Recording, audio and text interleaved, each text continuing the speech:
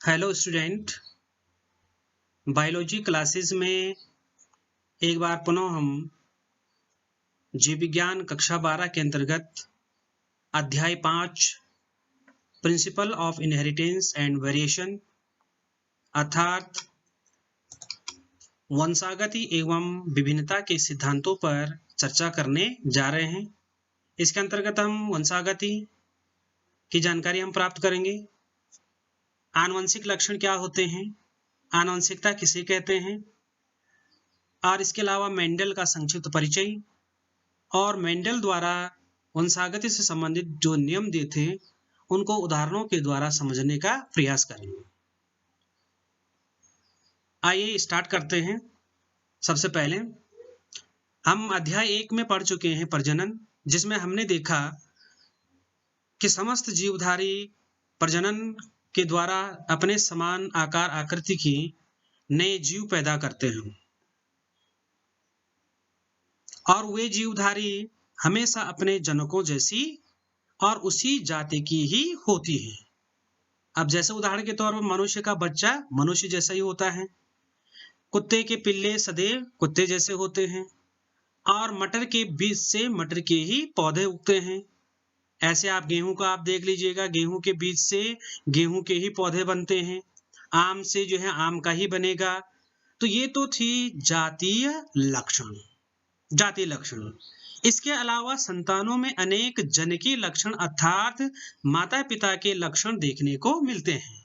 यानी कि आपने कई बार आपने देखा होगा, जब किसी के घर में कोई नया शिशु जन्म लेता है तो उसके घर के लोग, आसपास के लोग उसको देखते हैं तो उससे मिलान करते हैं, उसके माता से, उसके पिता से, उसके अन्य पूर्वजों से मिलान करते हैं कि अरे इसकी नाक तो जो है अपने पापा जैसी है, इसका रंग तो अपनी मम्मी जैसा बिल्कुल एकदम जो है गोरा चिट्टा है, इस प्रकार से कुछ, या बाल इसके घुंघराले हैं। ये तमाम जो है ऐसे कुछ लक्षणों को मिलान करते हैं। इसका अर्थ ये हुआ कि कहीं ना कहीं संतानों में उसके माता पिता के लक्षण पहुंचते ही हैं। उदाहरण के तौर पर देखिए कौन कौन से हो सकते हैं लक्षण, जैसे नीली आंखें, भूरी आंखें, खोपड़ी का गंजापन, बालों का रंग, बालों की आकृति, नाक की आकृति, चेहरे की बनावट, रंग, लंबाई आदि भी संतानों को माता पिता से ही मिलते हैं। ये सारे जो है लक्षण माता पिता से जो है कि है संतानों को मिलते रहते हैं। अब ये लक्षण पीढ़ी दर पीढ़ी तक चलते हैं। इन लक्षणों को आनुवंशिक लक्षण कहते हैं। तो यानी कि नीली आंखें, भूरी आंखें, खोपड़ी का गंजापन, नाक की आकृति, चेहरे की बनावट, रंग, लंबाई, ये सभी के सभी जो है किसके अंतर्गत आएंगे, आनुवंशिक लक्षण कहलाएंगे। अतः जीवों में एक पीढ़ी से दूसरी पीढ़ी में जाने वाले जो लक्षण हैं उनको कहते हैं वंशागत या आनुवंशिक लक्षण। हम इस प्रकार से भी इसको लिख सकते हैं कि अगर आपको आए कि आनुवंशिक लक्षण क्या है, तो चाहे आप इस प्रकार से लिखें कि वे लक्षण जो पीढ़ी दर पीढ़ी तक जो है चलते रहते हैं आनुवंशिक लक्षण कहलाते हैं। या आप ये कह सकते हैं कि ये लक्षण पीढ़ी दर पीढ़ी तक या एक पीढ़ी से दूसरी पीढ़ी में जो है जाने वाले जो लक्षण हैं उनको वंशागत या आनुवंशिक लक्षण कहते हैं। आनुवंशिक लक्षणों का एक पीढ़ी से, अब जो आनुवंशिक लक्षण है एक पीढ़ी से दूसरे पीढ़ी में जाने की जो प्रक्रिया है, अब प्रोसेस यहाँ पर प्रक्रिया कही जा रही है, तो उस प्रक्रिया को कहते हैं वंशागति या आनुवंशिकता कहा जाता है। तो ध्यान आपको रखना है कि आनुवंशिक जो लक्षण है उन लक्षणों का एक पीढ़ी से दूसरी पीढ़ी में जाने की प्रक्रिया को वंशागति या आनुवंशिकता कहलाती है। आनुवंशिक जो लक्षण है, उन आनुवंशिक लक्षणों का जब हम वैज्ञानिक अध्ययन करते हैं तो वैज्ञानिक अध्ययन जीव विज्ञान की एक शाखा है, उसको कहा जाता है आनुवंशिकी या जेनेटिक्स। तो याद रखना है, कई बार आता है कि जेनेटिक्स क्या है, तो जेनेटिक्स एक जीव विज्ञान की शाखा जिसमें आनुवंशिक लक्षणों का वैज्ञानिक अध्ययन किया जाता है। अर्थात हम इसको इस प्रकार से कह सकते हैं कि सजातीय एवं परस्पर संबंधित जीवों की आनुवंशिक समानताओं एवं विभिन्नताओं का तथा इनकी आनुवंशिकता का अध्ययन आनुवंशिकी कहलाती है। यहाँ पर ध्यान रखें, ये लिखा हुआ भी है और अच्छे से आप इसको देखते हुए इसको समझने का प्रयास करें। तो आनुवंशिकी किसको कहते हैं? तो क्या कहा मैंने कि सजातीय एवं परस्पर संबंधित जीवों की आनुवंशिक समानताओं एवं विभिन्नताओं का तथा इनकी आनुवंशिकता का अध्ययन आनुवंशिकी कहलाती है, यानी कि जेनेटिक्स कहलाती। आनुवंशिकी शब्द का प्रयोग सर्वप्रथम एक वैज्ञानिक है, इनका नाम है डब्ल्यू वेटसन। इन्होंने जो है सबसे पहले आनुवंशिकी शब्द यानी कि जेनेटिक्स शब्द का इस्तेमाल किया था, और वो कब किया था? 1905 में किया था, 1905 में। अब वंशागति से संबंधित जो नियम दिए थे, प्रस्तुत किए थे, अपनी परिकल्पनाएं प्रस्तुत की थी सबसे पहले, वो की थी ग्रेगर जॉन मेंडल ने। इसलिए ग्रेगर जॉन मेंडल को जेनेटिक्स का पितामह कहा जाता है या फादर ऑफ जेनेटिक्स कहा जाता है। एक नंबर में प्रश्न आता है, ध्यान रखें, फादर ऑफ जेनेटिक्स किसको कहते हैं? तो आपको लिखना है ग्रेगर जॉन मेंडल। अब हम अगले उस पर आते हैं, टॉपिक पर आते हैं। मेंडल का कार्य और सामान्य उसका थोड़ा सा संक्षिप्त में परिचय देख लेते हैं। ध्यान दीजिएगा, ये मेंडल का जो है चित्र यहाँ पर दिया हुआ है, नीचे जन्म और उसकी मृत्यु लिखी हुई है। सबसे पहले हम आते हैं जन्म। ग्रेगर जॉन मेंडल का जो जन्म है 22 जुलाई 1822 में एक साधारण किसान परिवार में जर्मनी के सिलसिया ग्राम में हुआ था। इनकी प्रारंभिक शिक्षा लीपनिक में हुई थी और 18 वर्ष की आयु में इन्होंने 10वीं परीक्षा उत्तीर्ण की थी। तो इनका जन्म ध्यान रखना है 22 जुलाई 1822 में। अब है 1843 में क्या हुआ? ऑस्ट्रिया के ब्रून शहर में मठ में प्रवेश लिया, अगस्टियन मोनेस्ट्री में, और ईसाई मत के पादरी बन गए, वहां पादरी बन गए 1843 में। 1848 में नेम नामक स्कूल में विज्ञान अध्यापक के रूप में अध्यापन कार्य किया और 1854 में पुनः वापस लौट करके ब्रून में विज्ञान अध्यापक नियुक्त हुए। इसके बाद वर्ष 1857, इस वर्ष इन्होंने जो है मठ में रहते हुए पाइसम सटाइवम उद्यान मटर के पौधे पर अपने प्रयोग प्रारंभ किए और कई आधारभूत वंशागत से संबंधित खोजें की। इसलिए इन्हें आनुवंशिकी अर्थात फादर ऑफ जेनेटिक्स कहा जाता है। तो इसी कारण इनको जो है आनुवंशिकी के जनक भी कहा जाता है, ध्यान आपको रखना है, क्योंकि वंशागति से संबंधित खोजें सबसे पहले ग्रेगर जॉन मेंडल ने ही किया था। और वो कब प्रारंभ किया उन्होंने? 1857, और लगभग इन्होंने जो है 7 वर्षों तक ये अपना प्रयोग जारी रखा। 1866 में क्या हुआ? इस वर्ष मेंडल की वंशागति पर जो खोज हुई थी, जो परिकल्पनाएं हुई थी, वो छपी और उनकी जो पुस्तक थी वो थी एक्सपेरिमेंट्स इन प्लांट हाइब्रिडाइजेशन। इसमें अपने निष्कर्षों को उन्होंने क्या किया था? छापा था। ध्यान रखना है, पुस्तक का नाम है एक्सपेरिमेंट्स इन प्लांट हाइब्रिडाइजेशन। परंतु 34 वर्षों तक इन पर वैज्ञानिकों का ध्यान नहीं गया, क्योंकि वैज्ञानिकों का ध्यान, अभी हम जो बात करेंगे क्यों नहीं गया, अज्ञात रहने के क्या कारण थे, आगे हम बात कर रहे हैं। तो 34 वर्ष तक मेंडल के जो नियम थे वो अज्ञात रहे। 6 जनवरी 1884 में कार्यों की प्रशंसा मिलने से पहले मेंडल की मृत्यु हो गई। मेंडल की मृत्यु हो गई 1884 में, 6 जनवरी 1884 में। उसके बाद 1900 में 3 वैज्ञानिकों, जर्मनी के कार्ल कोरेंशन, हालैंड के ह्यूगो डी ब्रिज और ऑस्ट्रिया के एरिक शेरमार्क, इनका ध्यान गया और इन्होंने जो है अलग अलग दोबारा से मेंडल के जो नियम थे उन पर जो है पुनः खोज की और तीनों ने सेम वही जो है निष्कर्ष निकाले जो मेंडल ने 1866 में अपने रिपोर्ट में प्रकाशित किया था। और इसके बाद मेंडल की प्रशंसा हुई और उन्हें महत्व मिला।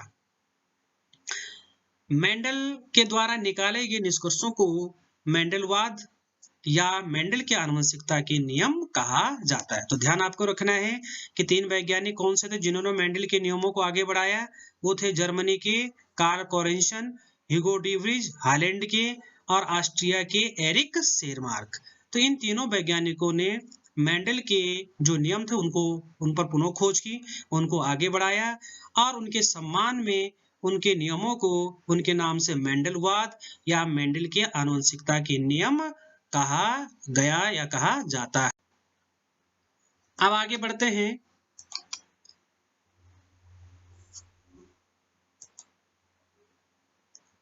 अगला आता है इसमें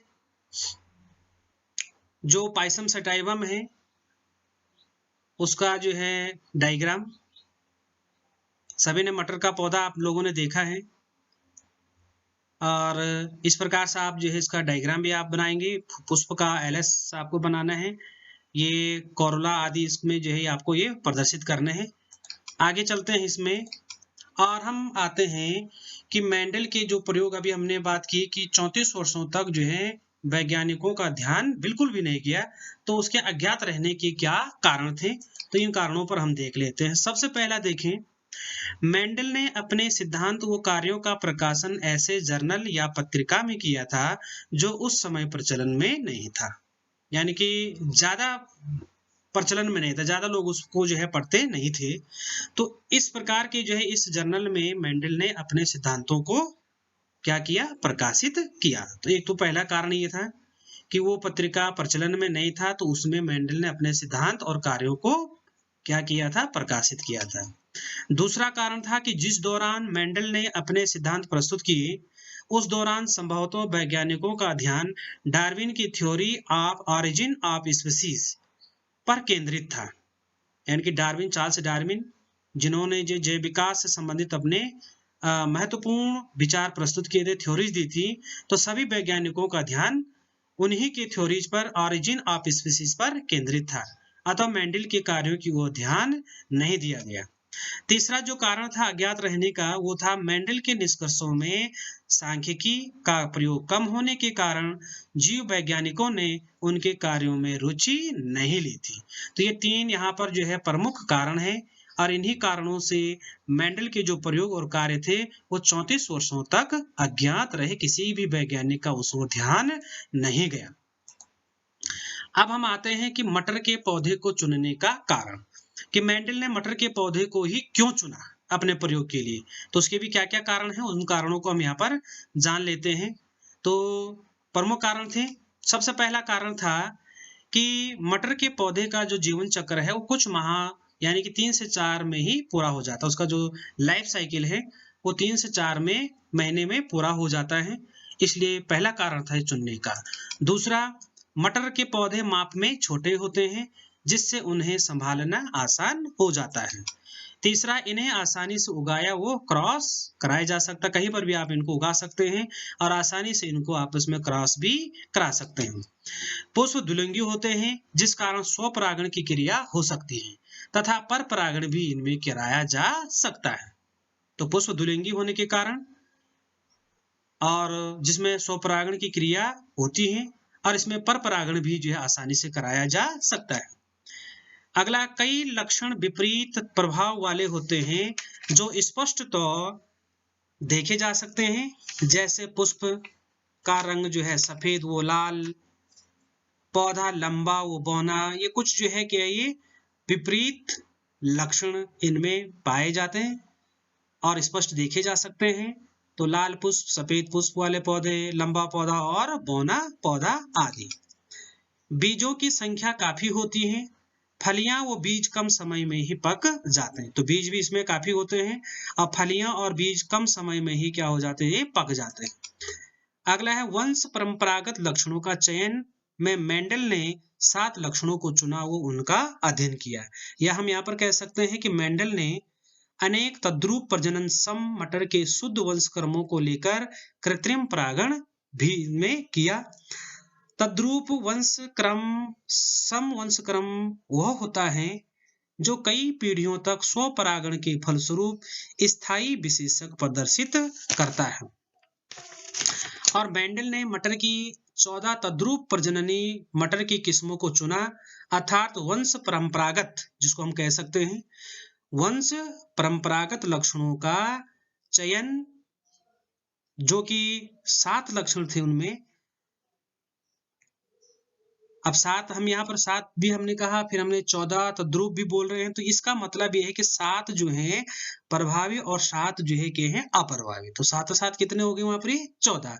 तो मेंडल ने मटर की 14 तद्रूप प्रजननी मटर की किस्मों को चुना, अर्थात वंश परंपरागत लक्षणों का चयन में 7 लक्षणों को क्या किया, चुना और उसका अध्ययन किया।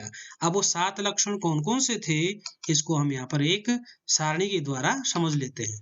ये देखिए यहाँ पर ये डोमिनेंट ट्रेट्स हैं ये, और यहाँ लिखा हुआ है रिसेसिव ट्रेट्स।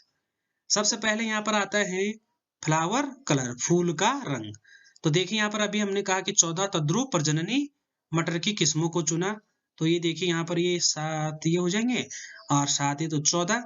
और वंश परंपरागत लक्षण को हम अगर लिखें चयन में तो 7 यानी कि ये डोमिनेंट ट्रेट्स और रिसेसिव ट्रेट्स एक साथ हमने लिया तो 1 2 3 4 5 6 और ये 7 हो जाएगा। तो सबसे पहले फूल का रंग फ्लावर कलर पर्पल, और क्या हो जाएगा यहाँ पर ये पर्पल यानी कि, और दूसरा जो है क्या है व्हाइट यानी कि सफेद। तो पुष्प यहाँ पर जो है बैंगनी रंग का या लाल, और पुष्प दूसरा उसके साथ रिसेसिव ट्रेट में व्हाइट यानी कि सफेद। प्लांट हाइट यानी कि पौधे की लंबाई वाला लक्षण, टाल और शॉर्ट, टाल यानी कि लंबा, शॉर्ट मन छोटा या ड्वार्फ भी कह सकते हैं इसको। सीड कलर येलो पीला, और उसके साथ लिया रिसेसिव ट्रेट में ग्रीन। सीड का शेप राउंड यानी कि गोल, और रिंकल्ड यानी कि झुर्रीदार। पॉड कलर यानी कि पॉड से मतलब क्या हुआ, फली का कलर डोमिनेंट ट्रेट्स में ग्रीन, और रिसेसिव ट्रेट में इसमें आ जाएगा येलो पीला। पॉड शेप यानी कि फली का आकार, इनफ्लेटेड यानी कि इनफ्लेटेड मतलब फूला हुआ, फूला, और यहाँ पर कंस्ट्रिक्टेड यानी कि संकीर्णित।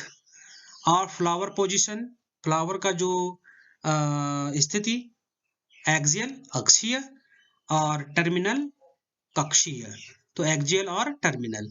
तो ये इस प्रकार से मेंडल ने वंश परंपरागत लक्षणों का जो चयन और उसमें 7 लक्षणों को चुना और उनका अध्ययन किया।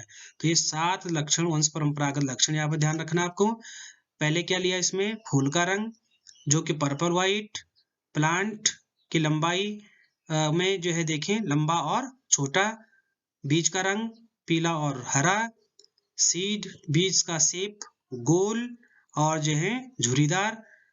यहाँ पर फली का कलर रंग हरा और पीला, और फली का शेप यानी कि आकार, एक तो जो है फुल भरा हुआ इन्फ्लेटेड और संकीर्णित। फ्लावर पोजीशन एक्सियल यानी कि अक्षीय, और जो है कक्षीय। तो ये 7 जो है चयनित 7 वंश परंपरागत लक्षण जो कि मेंडल के द्वारा चुना गया था।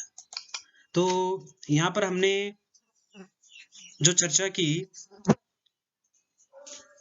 मेंडल का परिचय, और कब कब जो है किस वर्ष उनके द्वारा वंशागत से संबंधित नियमों की खोज की गई थी, किसमें छपा, अज्ञात रहने के कारण, मटर के पौधे को ही चुनने का क्या कारण था, और साथ साथ हमने जो है ये देखा कि कितने वंश परंपरागत लक्षणों को लिया और उनका अध्ययन किया। अब हम आगे जो चर्चा करेंगे मेंडल के नियमों को पढ़ने से पूर्व कुछ प्रमुख शब्दावली जो मेंडल के नियम में लागू हुए थे उनको समझना अति आवश्यक है।